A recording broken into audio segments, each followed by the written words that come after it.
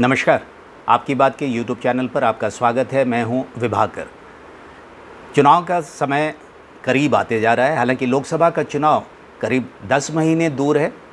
विधानसभा जो 5 विधानसभाएं हैं उनके चुनाव इस साल के अंत में होना है और पंचायत पश्चिम बंगाल में पंचायत चुनाव अब से कुछ दिनों में हो जाने वाला है। प्रचार वहाँ पे पूरे ज़ोर शोर के साथ चल रहा है।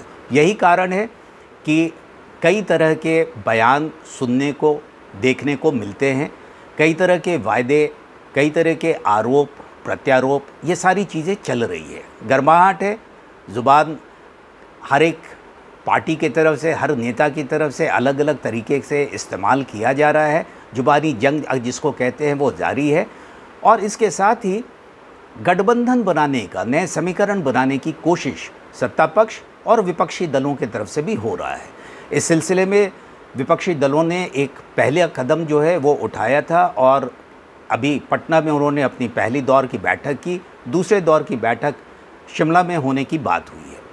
जो पहली बैठक हुई थी उसमें जो दल शामिल हुए थे उसमें से मैंने एक दल के बारे में पिछले वीडियो में बताया था, आम आदमी पार्टी के बारे में, कि शायद उसकी रणनीति उस मंच का इस्तेमाल कांग्रेस से अपने आप को दूर करने के लिए था और शायद वो उसमें सफल भी हुए।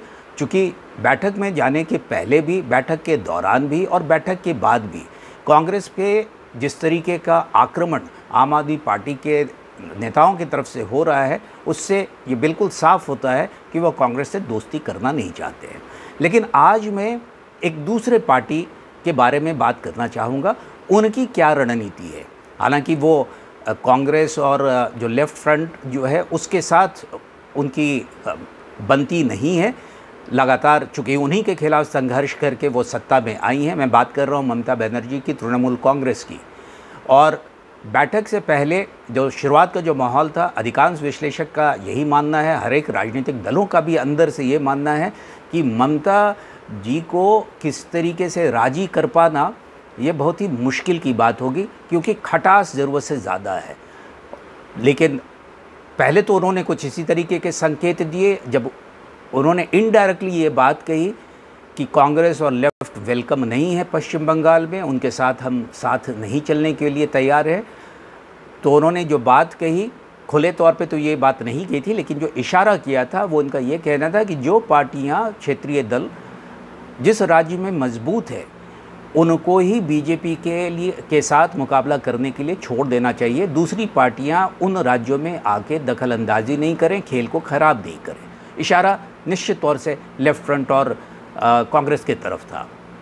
लेकिन फिर नीतीश कुमार के और भी जो लोग होंगे उनके साथ जो उनकी जो बातचीत हुई, उस बातचीत के आधार पे वो उस मीटिंग में तो शामिल हुई और वहाँ पे उन्होंने विपक्षी एकता की बात कही। उन्होंने निश्चित तौर से एक बात को स्पष्ट किया कि पूरे देश में विपक्षी एकता के साथ वो हैं और बीजेपी को हराने के लिए वो हर संभव मदद करने के लिए हैं और एक होकर लड़ना चाहती है।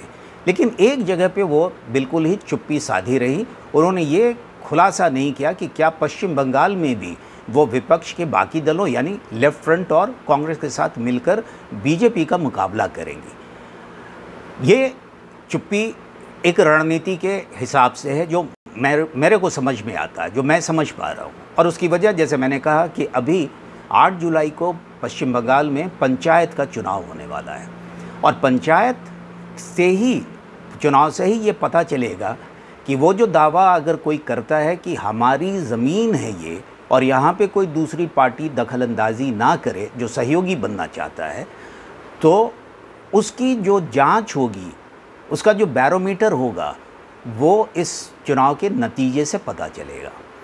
यही कारण है कि तीनों पार्टियों के बीच में आरोप प्रत्यारोप का दौर भी चल रहा है, हिंसा भी हो रही है। तृणमूल कांग्रेस के भी कार्यकर्ता जख्मी हो रहे हैं, मारे जा रहे हैं, कांग्रेस लेफ्ट के भी हो रहे हैं और बीजेपी के भी हो रहे हैं।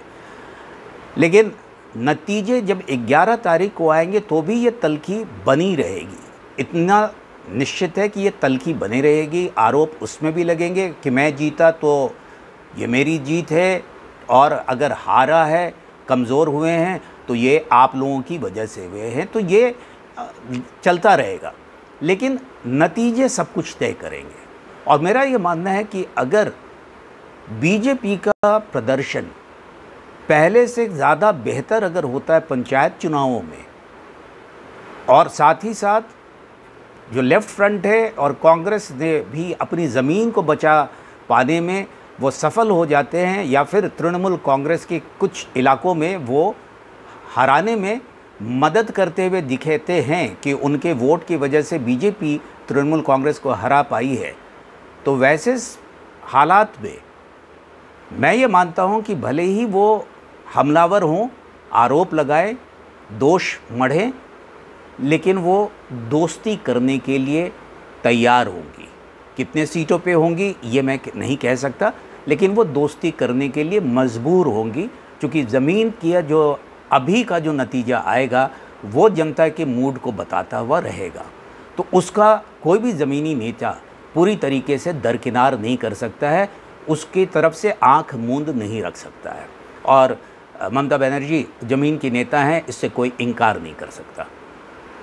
लेकिन अगर ममता बनर्जी का प्रदर्शन बहुत ज़्यादा बेहतर होता है, पहले से वो अपने आप को ज़्यादा अच्छे पोजीशन पे लेकर आ जाती हैं, तो मेरा ये मानना है कि शायद वो दोस्ती करने को तैयार हो जाए, कांग्रेस के साथ दोस्ती करने को तैयार हो जाएं और कुछ सीटों को वो देने की बात करें, लेकिन उनके शर्त ज़रूर रखेंगी कि किसको देने की ज़रूरत होगी और किसको नहीं देने की ज़रूरत होगी।